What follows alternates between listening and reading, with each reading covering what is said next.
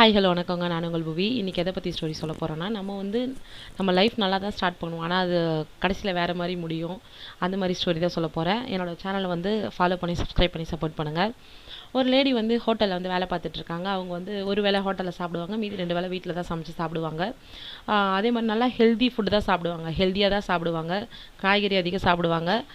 Junk food எதுவுமே சாப்பிட மாட்டாங்க. பாக்கெட் ஐட்டம்ஸ், ஜூஸ் ஐட்டம்ஸ் எதுவுமே அவங்க சாப்பிட மாட்டாங்க. எல்லாமே ஹெல்த்தியாக இருக்கணும்னு நினச்சி நம்ம உடம்பு பார்த்து அவங்க சாப்பிட்டுட்டு இருப்பாங்க.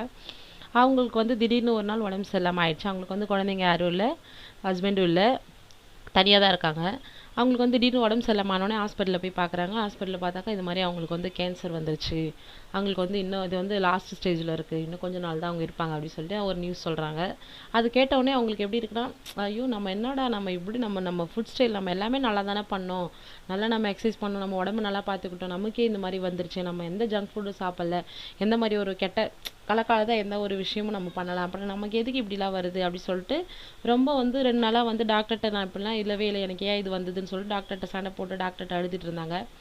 அதுக்கப்புறம் கொஞ்சம் காமாகி அவங்களே யோசிச்சாங்க, சரி விடு நம்ம இப்படி இருந்துட்டோம், ஆனால் கடவுள் நமக்கு இப்படி தான் இருக்குது, நம்ம என்ன பண்ண முடியும் அப்படி சொல்லிட்டு அவங்களோட ரொட்டீன் பார்க்க ஆரம்பித்தாங்க. சரி இவ்வளோ நாள் இருக்கா, நமக்காக இவ்வளோ நாள் இருக்குது, அந்த நாள் வரைக்கும் நம்ம ஹாப்பியாக இருக்கணும், நம்ம முடிஞ்ச அளவுக்கு மற்றவங்களுக்கு நம்மளால் முடிஞ்ச உதவி செய்யணும் அப்படி சொல்லிட்டு நினைக்க ஆரம்பித்தாங்க.